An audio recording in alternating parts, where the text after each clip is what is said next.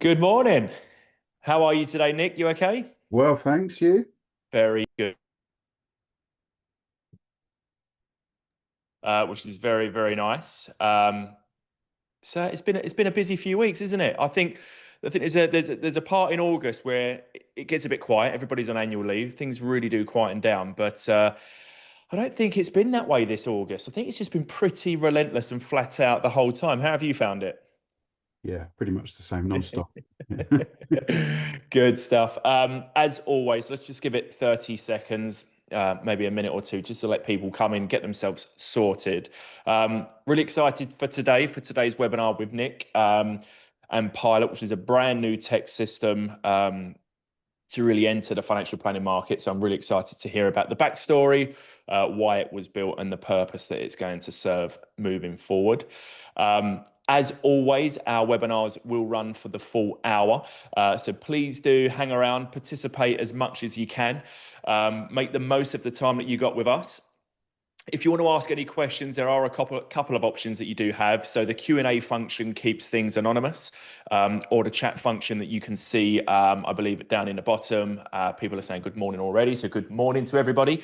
That's an open chat where everybody can see the questions that you're asking. So either way, whatever way you feel comfortable, please do fire away your questions. We do have a couple of polls lined up for today as well, so please do participate in the polls as it gives us a good insights as to where your head's at and what your thoughts are. Feedback is so important for us. I know I say it week in, week out, but it's the only way that we can improve and keep adding benefits to the industry. So at the end, when you exit the webinar, there will be a little bit of a feedback form. It's really on Nick, it's on us, and it's on what we're doing and how we can just keep on improving. So please do take the time. It literally takes 2 minutes. So please do take the time to participate in the feedback forms at the end. And as always, we do plan on having a bit of time towards the end. So if you do have any questions that you want to ask Nick, please do hang around and fire away as many as you'd like. So let's kick things off. So the Financial Planning Club. So at the heart of what we do, it's basically a simple idea. We want to surround ambitious advisors with the tools, the expertise, and accountability that lead to lasting success to build those businesses. So we are built for business owners. We provide structure, clarity, and accountability, helping you all stay focused, save time, and make progress within your business. You are surrounded by people who genuinely want to see you succeed. You will learn from leaders who have walked your path, so just practical insights and guidance that can help you turn challenges into real opportunities. I'd like to think we're quite a supportive bunch. This is a space where you're not alone. You can talk to people who get it, and you can collaborate on real-time, real-world problems as well. It's all about the community and support for us. You'll be a part of a trusted, like-minded community, a place to learn, grow, and celebrate wins together. We really are a supportive community, to say the least. So we do have different tiered of memberships, if you like, but our members wanted more than just advice. They wanted confidence and clarity to lead their business forward, and we do that by giving you all direction. So we provide structured business plans that are all bespoke to your business, 12-month roadmaps, 90-day sprints, everything tailored to you and your business, and ongoing accountability to make sure you actually get there as well. It's all about growth. We're helping you unlock new opportunities using strategies that work and how you can streamline your system so that you can scale really without burnout. Like I said, we're supportive. You're not doing this alone. You've got a network of peers and experts who get it, and it's a safe space to talk, reflect, and grow. It's giving you real good clarity. With the right support, our members know exactly where they're heading and what actions matter most right now. One of the member feedback is, they felt stuck. They now know their numbers, their priorities, and their next move. So we all spend so much time working in our business and not enough time working on our business. So I do think it's important that sometimes you do take a step back and just reflect and realign yourself with what your mission statement is or what your goals are within your business. It's giving you the confidence with people that have walked your path behind you. You're able to make decisions more easily, trusting both sort of your plan and your process as well. It's all about capacity, giving you back time to focus on what you love doing the most, and that's seeing your clients and growing your businesses. So outside of the business owner membership, we've got a completely free community for everybody. Our WhatsApp groups are absolutely buzzing. They are broken down into 5 separate groups. We put you in the WhatsApp group that's relevant to the job role that you play within your business. So we've got business owners, financial advisors, ops managers, power planners. So we've got a few separate WhatsApp groups that you can participate in. Webinars are always expert-led, practical, and CPD accredited. We know nothing replaces real-life connections, so our in-person strategy events help you build better businesses and longer-lasting relationships with your peers as well.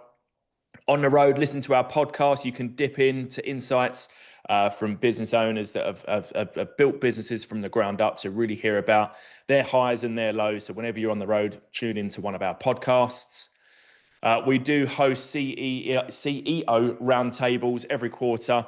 And these are more strategic sessions that you can all work on your businesses with other business owners as well. So there is a community for absolutely everybody within the Financial Planning Club. We are on tour. We had an amazing event in London, just over 50, 60 people in the room a couple of months ago now. It was that good, we thought we'd pick it up and bring it up north. So on Friday, the 26th of September, we are coming to Leeds. Probably be about 30 or 40 business owners in there. We are nearly at capacity. So if you are interested in coming along, please do let us know. And again, in Birmingham on Friday, the 28th of November, we are coming to Birmingham. So it's a really good day. It's a full-on day. We kick things off at about 9:30. We then walk through your personal motivators session. This is a really good, highly interactive session. So it's all about enabling you to rediscover your why. We then look at strategies to win and retain clients across multiple generations. And then we then finish off with building a client referral scheme that actually works. Everything we do at our events is collaborative and interactive. So sitting and listening is simply not possible. 5 hours of CPD when you come to one of our face-to-face events. We've got 2 really good webinars coming up that speak directly to some of the biggest opportunities and risks facing advice firms right now. So we're with FE Fund Info, which is about fixing the fragmented tech stack. So we're really looking at exploring trends and shaping the future and why your tech stack might be holding you back without you even realizing it. And I think that's another purpose why Nick has launched Pilot. Also, following that, on Friday the 12th of September, we are with Tatton Investment Management. And this session, Tatton looks at how you can support multiple generations, retain assets, and use the right tools to future-proof your business. This is about making sure you're ready for what's coming next. As always, please do register for any of our webinars via our website. Our collaborators, this is growing week on week. We couldn't do what we do without the incredible support of all of our collaborators. Each and every one of these businesses play a key role in helping our members navigate change and unlock new opportunities. What unites these brands and these companies, if you like, is their shared commitment, really, to moving the industry forward. If you think about where we were 5, 6 years ago to where we are now, it's their expertise, it's their innovation, and it's their genuine desire to make a real difference in the industry. So from technology to training, marketing to compliance, they bring the tools and insights that fuel real progress. So a huge thank you again, and a well-deserved shout out to everybody that is now collaborating with the club. You do play a vital part of all of our members' journey. So today we are joined by the wonderful Nick. Nick, you've been in the industry now for what, 20 years? Pilot was built from the real world experiences. It's advisor-led tech designed to fix inefficiencies and close that advice gap. So today you're going to walk us through how it works in practice and why better software starts with understanding what advisors actually need. So when you all registered, we asked you a couple of questions. Everybody agrees that advice tech needs to be better. Every single attendee said that their software tools could be more efficient. One even noted, all the advisors I support have this opinion. So firms of all sizes are feeling it, from solo advisors, one-man bands, all the way up to firms that have got 10 plus advisors. Tech is just such a big driving force in all of our businesses. It's about getting it right. 50% of the audience is advisors, 21% are founders, directors, and CEOs, and the rest play within support roles and operations. So a good audience today. We did have a couple of questions, Nick, and I'm sure you'll talk through this throughout the presentation, but one asked, how does integration work with other tech, and will it create a fully compliant business register for the FCA? So Yeah. what's your thoughts on those two questions, and where do you see the industry at the moment, Nick? Let's do the questions first, shall we? So, in terms of integrations, it will. I mean, we're happy to integrate with anybody, although I think you'll see if we go through a demo or if you come and join us for a demo separately, that the purpose of Pilot is to not need them. Now, that doesn't mean you might not have your own preferences. You know, you might be a particular thing that you really want to use with it. We're not against that. When we originally briefed our CTO about what we wanted, we said that we want it to be, more along the lines of Apple today than Apple in the 80s when it wouldn't work with anything. So the idea of Pilot is it moves very slickly with everything that's built within it. If you want to move something else in it or use other data in it, you can. Obviously, we'd have to have an integration with that particular piece of software, which needs to be built, but we're perfectly happy to do that. But certainly, if it's an all-in-one system, using the stuff that's already in there is likely to be slicker. Yeah, absolutely. And how is it, in your experience, to integrate with these other systems out there? Is it fairly straightforward? I can see there'll be no objection to it, really, right? Well, it depends on whether we're in competition with them or not. Okay.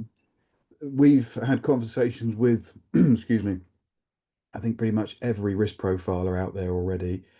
Some one's already integrated, two are on the way, and two more happy to do it as soon as we've got development time available. So it's in their interest to do it. We've had interest from platforms already for integration for application stage. Other systems, I suspect, would not be as keen. I mean, if we're talking about other CRM systems, for example, we'd be a direct competitor. Okay. So that would be down to them. We wouldn't have a problem with it, but it's going to come down to them. Providers have all been very positive. I think the Good. providers realise that tech is a burden for sale at the moment rather than help. So they're very keen to integrate. Data's king, isn't it, within your business, for compliance, for FCA, for Gabriel reports, for absolutely everything.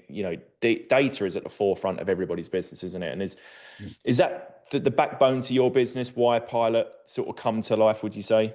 Yeah. So I remember saying to the CTO when we were recruiting him that I want the system to be able to tell me how many female clients I've got in their 40s that own Labradors. Right. Some ridiculous question like that. Because when I get an email from the FCA demanding certain information, as we all do, I need to interrogate my CRM. I know it's in there because I put the data in there, but I can Yeah. very rarely get to it. So Pilot's been built specifically so that you can pull out any data you want. And in answer to the question about business logs and that kind of thing, yeah, all that data's in there. Reports to do your RMER, your reg data, your PI, all that stuff is accessible. So yeah, you wouldn't have any problem with business registers and things like that. Fantastic. What I'll do, I'll stop sharing my screen, pass it over to you. As always, guys and girls in the room, if you do have any questions, please do just fire away. And no doubt Nick will be more than happy to stop where he's at and answer any questions. I'll keep an eye on everything in the chat for you, Nick. So the floor is yours. Sure, I think we had our first poll to begin with. Yes, we do indeed. So for the first poll, what we're actually looking at is how many separate systems do you currently use in your business? Because I think this is quite an interesting question. And I think some might be quite surprised at the answers. So if everybody can just chuck in a little vote on how many systems. Okay. Where do you think it's going to come in, Nick? In the middle. Yeah. Okay. Could be wrong.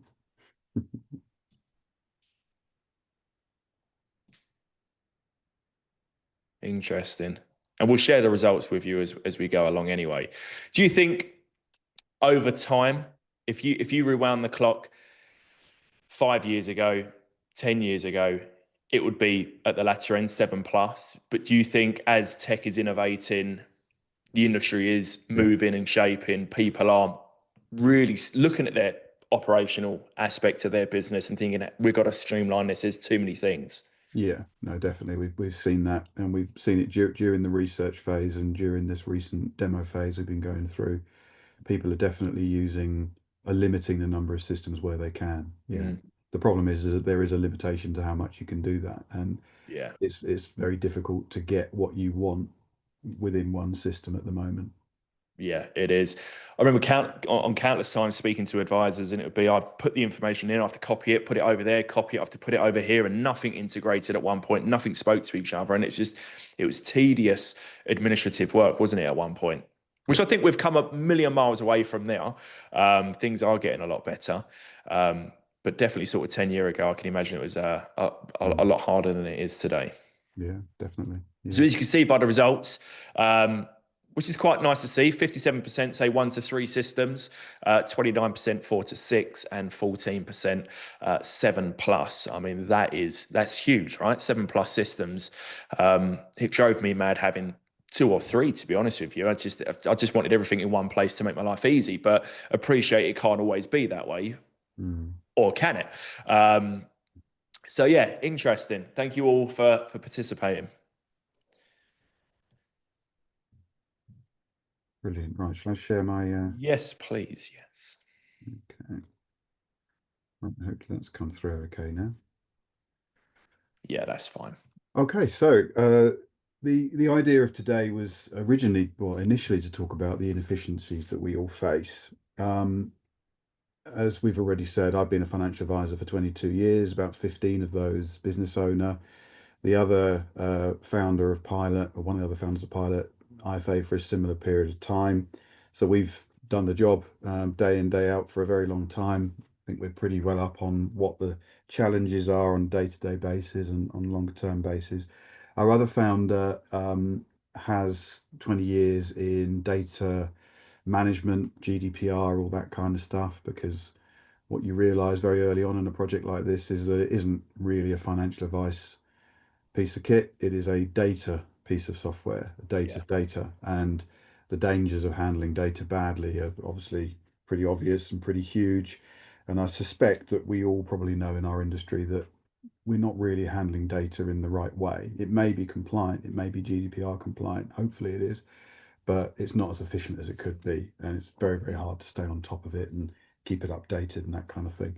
Um, we went back to, we were looking at the problem for years, just sort of on the outside, complaining about tech and that type of thing. And we went back to first principles and said, well, actually, what are the inefficiencies, and where can we actually save time? So that's not to denigrate any other software solutions or any of the ancillary things you can buy, but we were more interested in, at least at the begin with, saying, well, what's the core of what an advisor does, and where is that time being lost, and is there anything we can do to try and improve that? So first of all, what do we actually have to do as financial advisors? Well, you'll all know this, but it's probably worth refreshing. First things first, we need to gather an awful lot of data. We want to do it in the most efficient way possible. So, I mean, ideally, we want the clients providing it, but I suspect we've all tried that and realized that they'll provide some of it, but they probably won't provide all of it or in the detail that we need. So, huge amount of data needs to be collected, sometimes more than others. We've then got to hold that data, and that's become a lot more onerous over the last 5 or 6 years. Whenever GDPR came in, the rules are an awful lot stricter now. We're handling incredibly sensitive data for clients that we absolutely can't have escaping and going anywhere that it shouldn't do. GDPR rules, of course, are also really strict when it comes to updating that data. So if someone details change, you need to update it in all the different systems you use. And the FCA increasingly are now coming. I don't know about you guys, but I get 3 or 4 ad hoc questionnaires a year, some of them very short, luckily, just asking for certain bits of data as well. And we're expected to be able to provide that data very quickly and accurately. Then we need to use that data. And this is, I think, where the advisor's job, or maybe the power planner's job, but certainly the firm's real research comes into play here when you're using that data to work out, where is the client at the moment and how are we going to get them there. So we might be doing performance calculations or investment fund comparisons, that type of thing. Once we've done all that, then we're going to make some recommendations and select some products. So we've got to then use the data that we've stored, use the research that we've done, and make some decisions. And of course, that's when the liability starts to creep in from the advisor's point of view of telling the client what we think they should do. And then after that stage, we need to get it into some kind of suitability report. And I think one of the things that often gets lost on the suitability report is it's not just an exercise in making it, or it's not just a sort of formality. It does actually have to be understandable from the client's point of view, and the regulators, but it also needs to be understandable in 10 years' time. And God forbid the FOS ever gets involved. You want to make sure that they can understand it and you can remember. So the file needs to be done in a way that's, clear, audit trails, all that kind of stuff. Um, and as I alluded to earlier on, making sure we've got accurate data, making sure it's updated properly, it's cleaned and got rid of if we don't want it anymore. All that type of stuff needs to be done as well. And there's an awful lot more we can do in our practices, and I'm sure most of us do in marketing or growing the business or events or whatever else. But in terms of core duties, this is probably where we felt anyway we were best placed to start the process of trying to make some improvements. So looking close to home then, what does my own practice do? A few years ago now, myself and Dave, the other founder, decided, well, let's start by looking inwards and seeing what we're doing. My practice at the time was 2 advisors, 2 admin. It's now another advisor slash power planner. So reasonably small firms. Dave was a similar size, a little bit bigger. We thought, well, let's look inwards then. So we sat down and just watched ourselves for a couple of weeks. And what we found pretty quickly was that the even the IFAs were spending far too much time on moving data around, using multiple systems, that kind of thing, updating data. Now, that's not to say that IFAs are too good to do that kind of stuff, but if we're talking about efficiency here, we want the right people doing the right jobs at the right times and preferably doing as little of it as possible. So that was our first sort of warning sign that hang on a minute, this is not a very efficient process that we've got at the moment. And we both built businesses to try and be as efficient as possible. So it was sort of recognizing that we obviously haven't got it quite right at the moment. Um, I want the IFAs in my firms, and one of them is me, dealing with clients, talking to the clients, giving advice, or just holding their hand if there's something gone on this week and you've got to make 10 phone calls to settle people down, as I'm sure we all do. Likewise, the power planners and the admin staff should be doing that type of stuff. But if we can remove a load of the admin, I mean, I put admin on my admin and power planning staff that I wish I didn't have to. I'd rather they're out there dealing with client work if they can, or learning, studying, developing, or helping me build the business. There's no reason why they couldn't be more involved in that part of the business as well. So if we can remove menial tasks, get rid of them, and get everybody out doing more useful or business creating type works, that's got to be for the benefit of everybody. I think we've got another poll now, actually. Yes, we do indeed. So this is: how effective do you think the current integrations are for existing advice tech? As soon as I find out when my polls have gone, there they've gone. So yeah, please do cast your votes. How effective do you think your current integrations are for existing advice tech?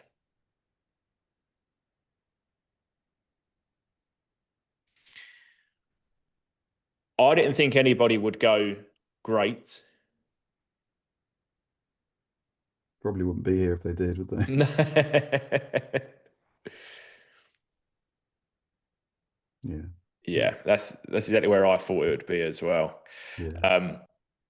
Interestingly, when we used to work with with a business, and we're still working with them today, they have like an old school suggestion box, and when they run their monthly reviews with all of their staff, it was almost impossible for people not to participate in that, because the question would be: so you think my business is absolutely perfect and nothing could be better, nothing could be more efficient, nothing could be streamlined. You think we are a well-oiled machine?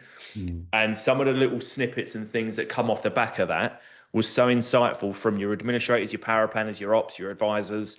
What is the one thing that you'd want to put in that box this month? Giving them the opportunity to do that.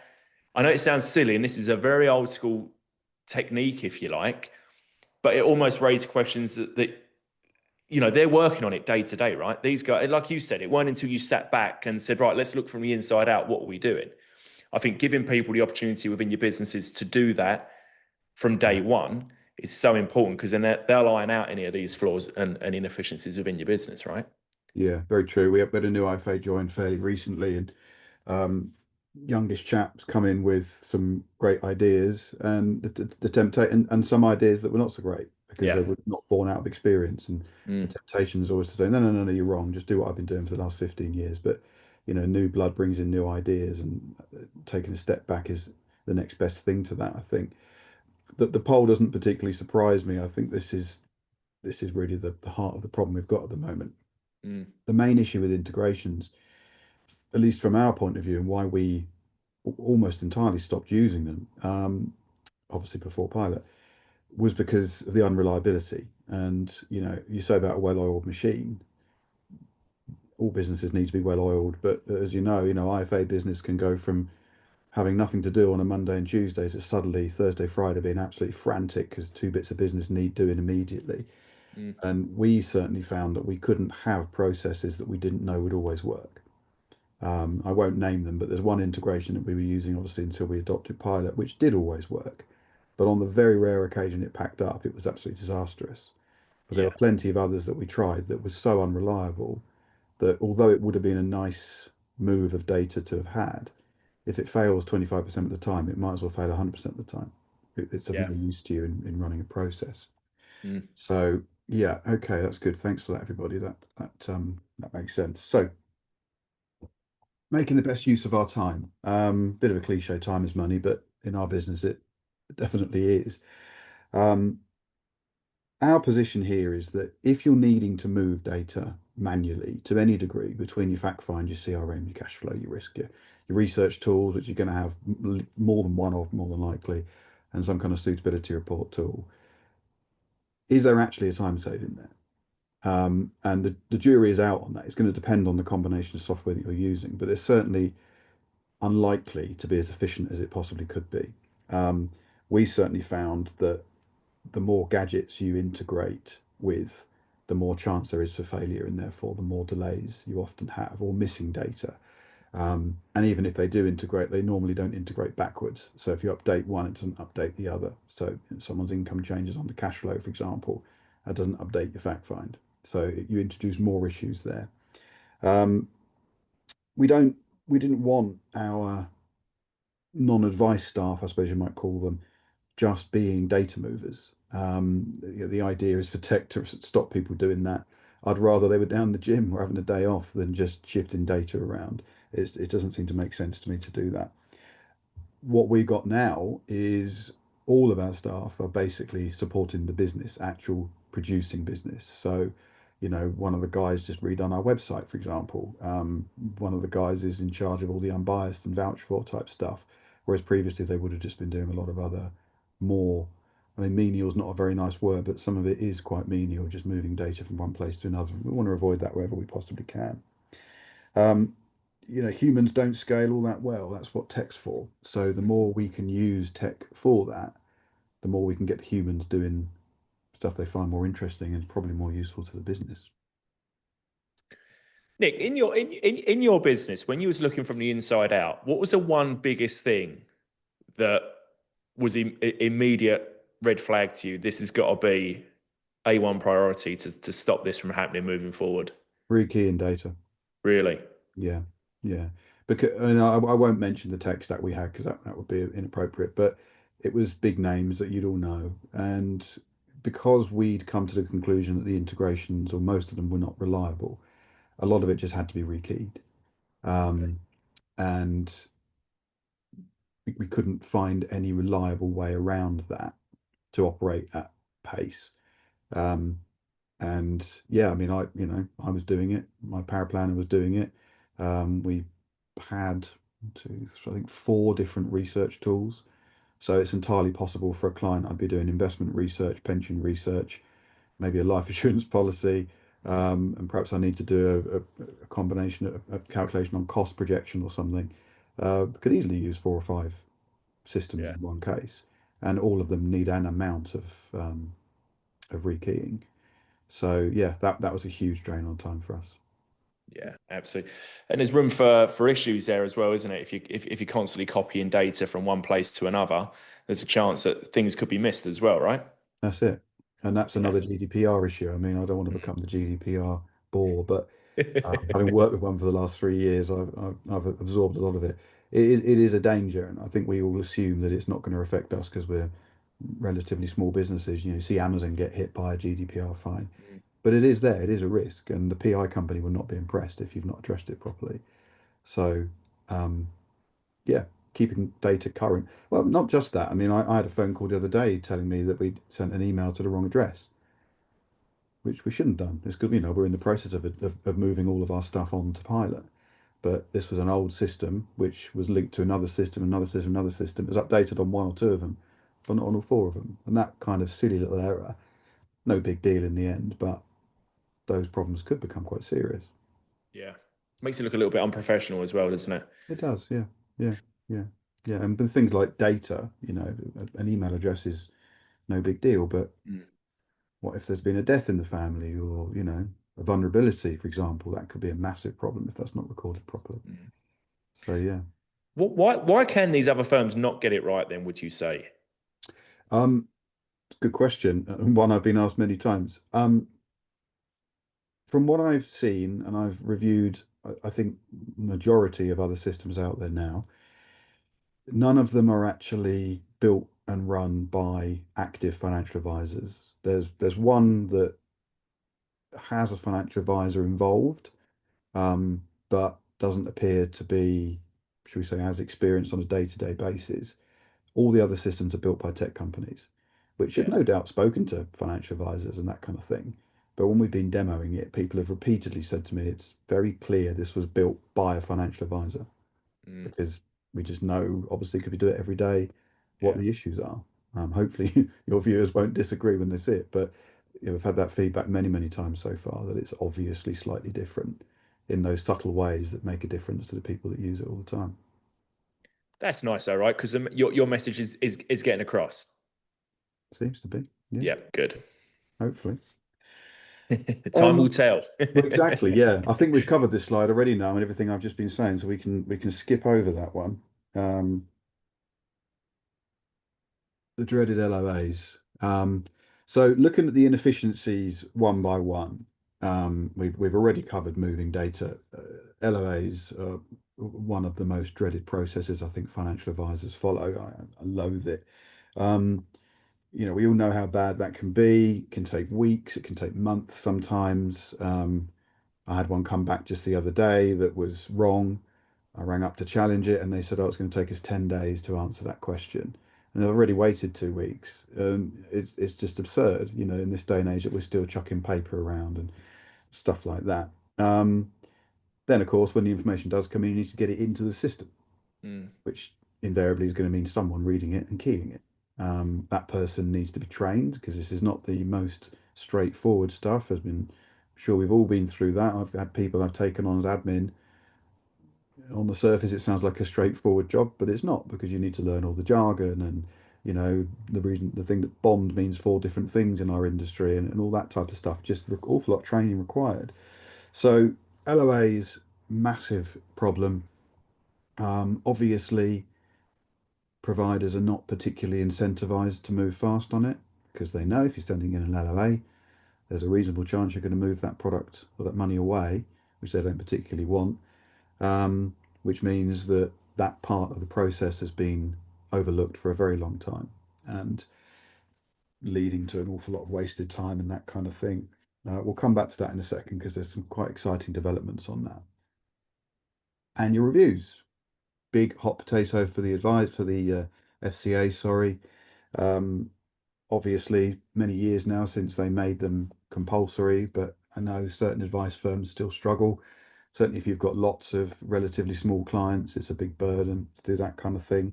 Um, I'm sure everybody does it slightly differently. I find that the time spent on prep work and post meeting work is higher than the time actually with the client, mm, particularly if it's a relatively simple, don't worry, Mr. Client, everything's still fine, leave it where it is type meeting. Um, you'd be lucky to get away with an hour worth of admin type work around that. More likely to be a bit more than that. Add into that the meeting time, and all of a sudden it starts to become a little bit of a drain on time. I think worse than that, again, we found this, but linking back to what we've said already about availability of data, I think the annual review software we used previously was probably some of the best on the market, other than Pilot, obviously. Um, and even that required digging into different systems. It wouldn't know what fees you charged, for example. It wouldn't necessarily know the values of the products because the integration didn't work fully. It worked enough that we used it, but it didn't work fully. So you'd still be clicking between three screens to find data that you need to add into little boxes on that page. It produced a nice report, but it was overcomplicated. It was cluttered, 20 pages long, I think, or maybe 15. Lots of pretty graphs and that kind of thing. But again, is that really fulfilling, first of all, efficiency? And secondly, is the client going to read it? Mm. And my view on that was probably not. They're going to be bombarded with all these pictures, and that's not really what the FCA want to see. So who is it really better for? Is it better for the advisor or client? I'm not so sure. Another fun season, reg data and PI, both painful processes. Um, I'm sure I don't need to tell anybody that on this call. It's not something I enjoy doing. PI particularly, I always find absurd, the amount of time it takes. Again, I think we ran a pretty efficient ship, but still needed a separate spreadsheet effectively as a new business register, which might be why that question was asked earlier on. So we could tell the PI company how many pensions between 100 and 199,000 we'd done in the course of that last 12 months or whatever. There's no reason at all why that information shouldn't have been available within the CRM we were already using. It was definitely in there. We just couldn't extract it. No amount of begging and pleading was going to change that, apparently. Same with reg data. Reg data should be really easy to do. It's basically just the PI data expressed in a slightly different way. There's very little difference in it. But again, long old process. Not helped by the fact that the FCA's website is a bit tricky to use, but certainly could be an awful lot easier at our end. Extracting that data should be the work of seconds, not hours, which it takes at the moment to compile all that kind of stuff. Complete waste of time, basically, which we could Yeah. be doing more with. The data's in there. So, why aren't we using it better? Suitability reports. Should we do our last poll? Let's do that. So what is the most important improvement you'd like to see in advice tech?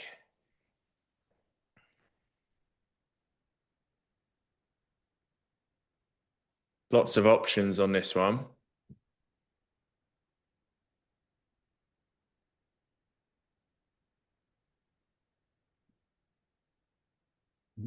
Lots of consideration going on this time. Yeah.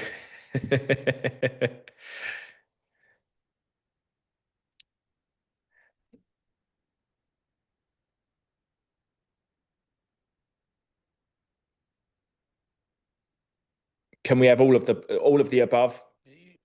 Jane, you absolutely can. You can have all it. My team agrees. All of that. I Multiple might have choice chosen these with for a this one. reason.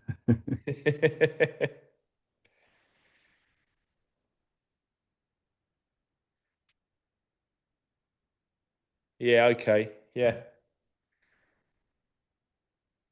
Yeah, doesn't surprise me. No, definitely not.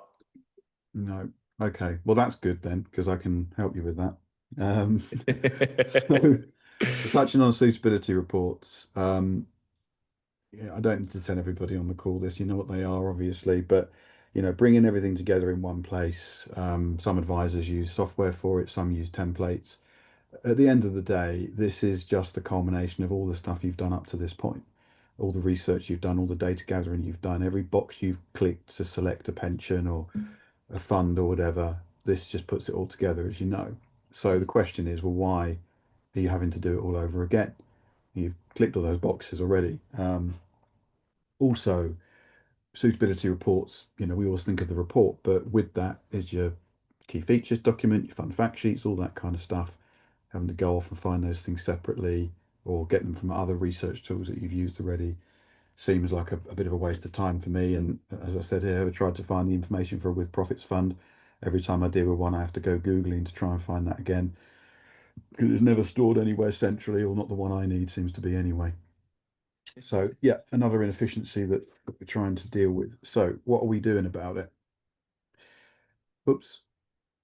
So um, Pilot, as you may have gathered, is an all-in-one system. That means it covers everything from your fact finding, portal, risk analysis, cash flow, CRM, with all the stuff we've already talked about, including income reconciliation, research tools. I'm going to come back to that in just a second, and suitability report writer. Suitability report is pretty much written by the time you get there. Um, if you imagine you've done all your fact finding and all that kind of stuff, and your cash flow is produced for you, your risks already been done, you've made a few selections on what products you want to use based on the research tools, there really isn't much left to do for a suitability report. It's pretty much taken care of already. A few little bits you want to tick and a little bit of personalization, but you're not talking about it taking very long at all. Research tools, I just want to focus on that as a bit of full disclosure. As we sit here right now, you could do your investment fund research within Pilot today. It's all in there. We have fund data piped into the system. Within the next couple of months, Pilot will have the full product research tools. So your pensions, your ISAs, your EIS, your VCTs, that kind of thing. Um, it's definitely coming. It's funded. It's in the roadmap, but I didn't want anyone to think I was pulling the wool over and that it does that right now. It's a couple of months down the line. Um, AI coming in shortly. So, there's obviously a huge amount of talk at the moment about AI. We've taken a relatively pragmatic approach to it. That's not to denigrate any of the AI companies that are out there. Everybody's got their own way of doing it, and some of the stuff's really impressive. Our view, as I said at the beginning, is what can we actually do to save time? And adding another bit of functionality on there might do more, but it wouldn't necessarily save time on the core process. So our view, and our AI that will be coming in the beginning of Q4, probably about halfway through Q4, I suppose, is that you would be able to be on a call like this. You could just download the usual meeting summary that you get for free with Zoom or Teams or whatever. You'd feed that to Pilot, and Pilot will complete your fact find for you and save that document as notes. So you don't have to have Pilot sat next to you while you're on a Zoom call. You simply feed it what the Zoom call was. It doesn't need to be summarized properly. The Zoom summary is fine. I've used it myself. It works perfectly well. And of course, then you would just review it to make sure you're happy that Pilot has understood the conversation correctly, like you would with any AI system. We did a demo recently, or I did a demo, and the guy took the laptop off me, which was a bit of a shock. Became the first person to ever use Pilot outside of Pilot, and ran through a case from fact find all the way to suitability letter on an ISA switch in 22 minutes. He timed it. Um, And what is industry standard on that? I don't think there is a standard, but I can't imagine I could do it under an hour normally. Really? Um, it would depend on the complexity, but Yeah. I mean, this guy runs a fairly big IFA firm, and he agreed with me that it was extremely. I won't tell you what he shouted, but extremely quick. Now, obviously, there's going to be different cases. Not every ISA switch is going to be as simple as that. No. Some are going to be even simpler. Some of them there might be five different ISAs. Some of them you might be using a weird product, but the time saving is enormous. That leads to cost savings as well, because of course you're not using 100% time is however many money. different bits of software you're currently using. Mm. I think at our peak we had six, maybe seven. I can't remember now exactly. That's now dropped to one. Well, I say that obviously some of them are still on contracts that are running out, but um, Pilot does everything we need it to do. And the virtual assistant. So this is something that will be coming gradually over the next, well, just permanently, I suppose. So we've been in conversation with a couple of insurance brokers. Some of them you may know, and they've been helping us put together a list basically of common errors. So the idea of Pilot is to support you as well, not to be a business prevention tool or to get in your way, but if you're about to do something silly, Pilot is able to tell you. If you need a calculation doing, for example, if you need to know whether the client's going to have an inheritance tax liability or not, Pilot can tell you about that ahead of time. Money purchase annual allowance, that kind of thing. Um, if you've triggered various different things, it will be able to warn you of those types of things as well. Those functionalities will come gradually, and we've actually left that open to user request in a large part. But the idea is that Pilot's there to support you as well as to make things faster. And then what's coming next? So full advice process at the moment, product research imminently, AI just after that. Um, as we see it, Pilot is an ecosystem. It's not really just a back office system. So as it stands at the moment, you log on there and you could do all of your day's work on Pilot.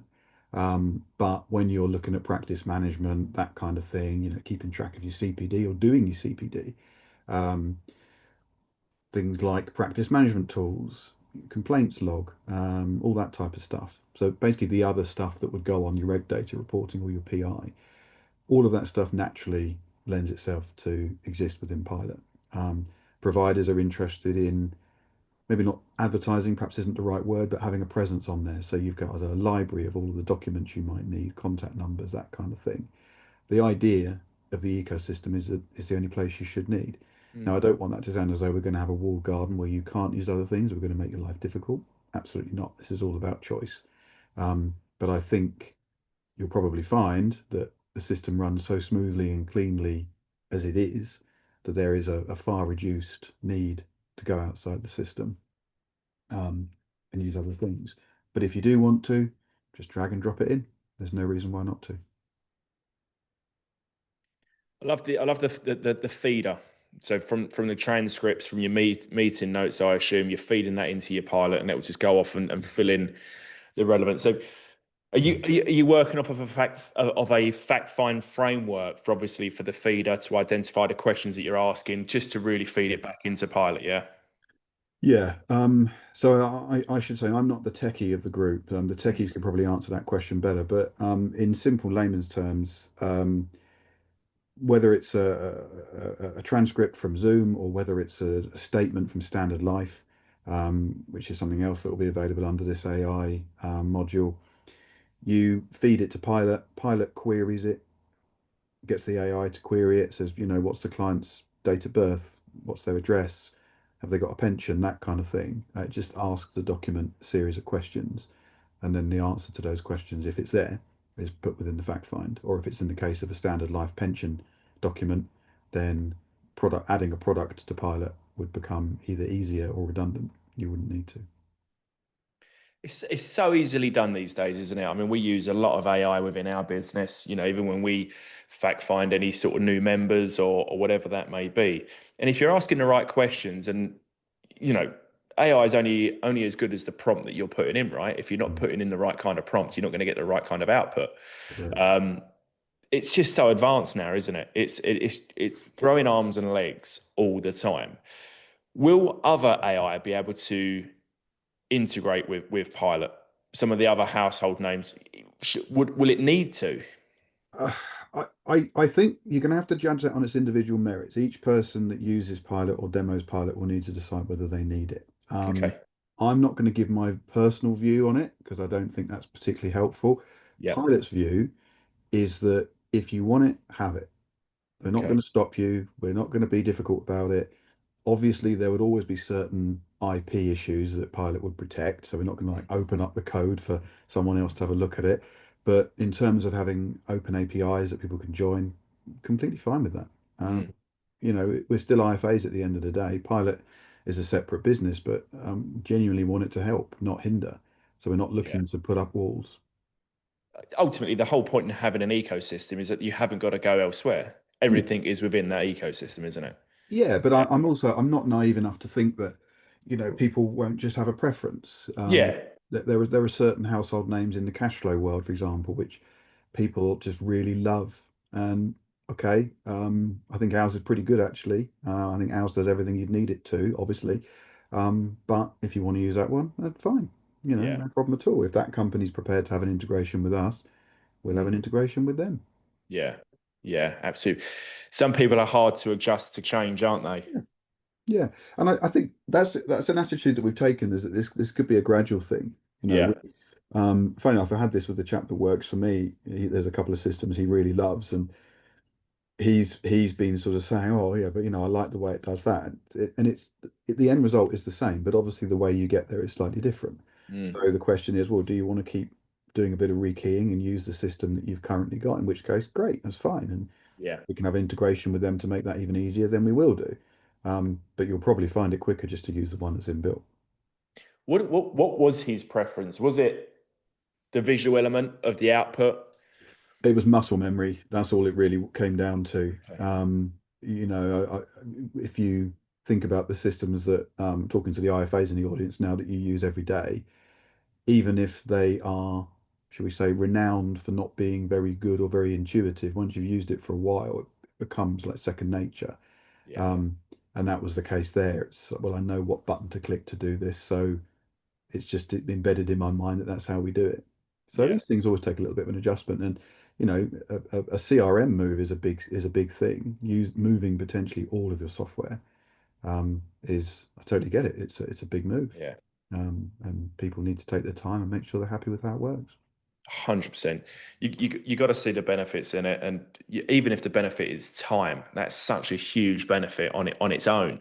Mm. Let alone everything else that comes off the back of that as well. Um, no, very, very interesting, Nick. Does anybody have any questions? Any magic wand questions? If Nick could solve one thing in your business, or if you've got one thing in your business that you'd love to have solved right now, find out if Pilot does it, or if it's on the roadmap. I know we're talking about rekeying in data. I know we're talking about improving the LOA process. You know, Cost surprisingly wasn't one of anybody's key votes on that as well. So people seem to think tech is worth investing into. I mean, we pay a substantial amount for tech across multiple of our businesses, really. So I think if people can see the value in it, they're happy to pay for it, aren't they? At the Yeah, end of the day. yeah, and on cost, one of our things has been here to leverage the economy of scale. So Mm, building one system is cheaper than building six. yeah, Might sound obvious, but so that cost is reflected. yeah, So, well, currently I used to spend probably £600 per advisor on all the tech we use. It's mm, now going to come down to about 200 or slightly less. yeah, Um, so, we're not trying to be greedy with that either. There is a massive saving for us building one massive database, which is what it really is at the end of the day. yeah. That cost is passed on. So users should see a big cost reduction. Yeah, yeah, absolutely. I feel sorry for you, Nick, spending the last 3 years battling GDPR and everything else to get it where you need to get it. Um, how happy are you with it?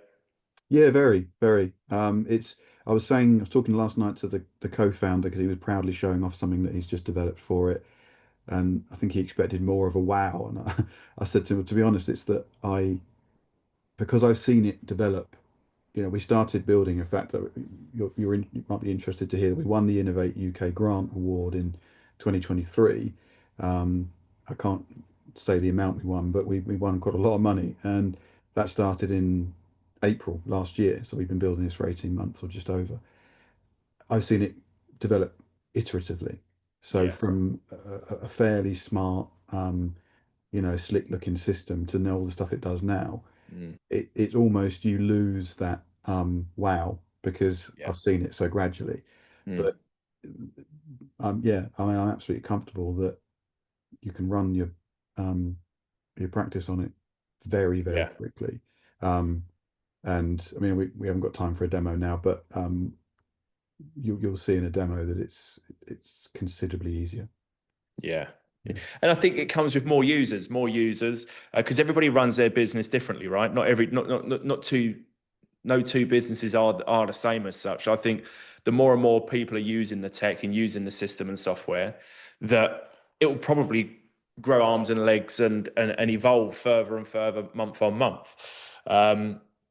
Wazim has asked, would it be okay to ask the cost? Sure, yeah.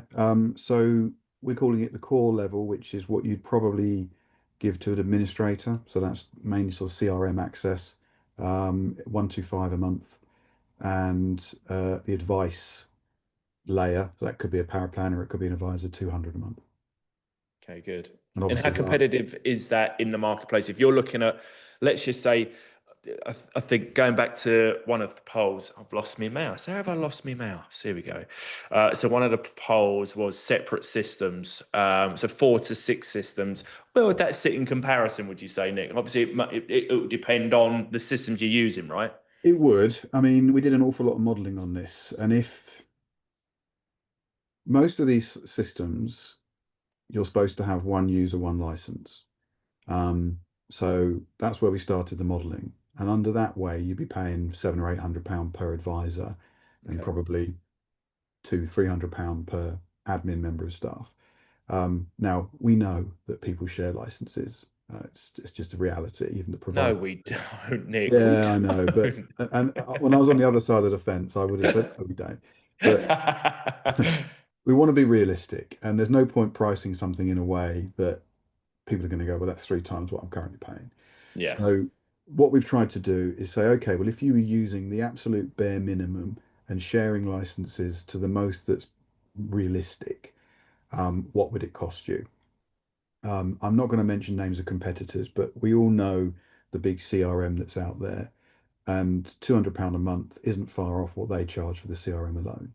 So Okay. add in a bit of research tool, add in the suitability letter if you use that, or a cash flow or a risk profiler, you're well over the £200 a month. Yeah. Time you Um, start plugging everything in, isn't it? yeah, exactly. Now, well, we're not a charity; it's a commercial operation. We're still making money on that, so we're not. We could go cheaper if we didn't want to make any profit at all. But the idea genuinely is to be able to say to you, well, look, it's cheaper, it's better, it's faster. It Yeah. just is. You don't have to use it if you don't want to, but it, Yeah. it is all those things. Yeah, absolutely. And as I said at the beginning, at the end of the webinar, which is shortly coming to the end, so if anybody's got any other questions, fire away. There will be a little bit of a feedback form, and on that feedback form, there will be a little section that says, "Look, do you want to speak to Nick? Do you want to speak to Pilot?" So if you want to have a conversation with Nick, if you want to see the system firsthand, if you want to see what it's up to, what it can do for you and your business, Yeah. just hit the yes button, and Nick will most definitely reach out, arrange a time suitable for everybody for you to have a little look and play with the system. That'd be really good. Yeah, we've got one of those Calendly things on our website, pilot-finance.co.uk, so you can always book in there.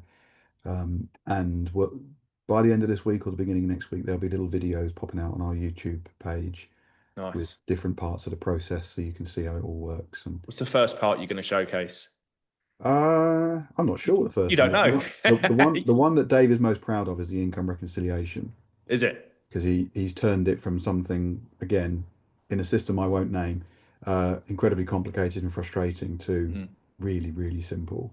yeah. Um, yeah, for example, when you add a product onto Pilot, if as long as you tell Pilot that you're a servicing agent, the income reconciliation already starts looking for that Okay. fee coming in. Yeah. Whereas, currently on legacy systems, shall we say, you need to tell it separately that it's a fee. Sounds like a minor thing, but when you've got 5 products, that adds up and becomes a pain.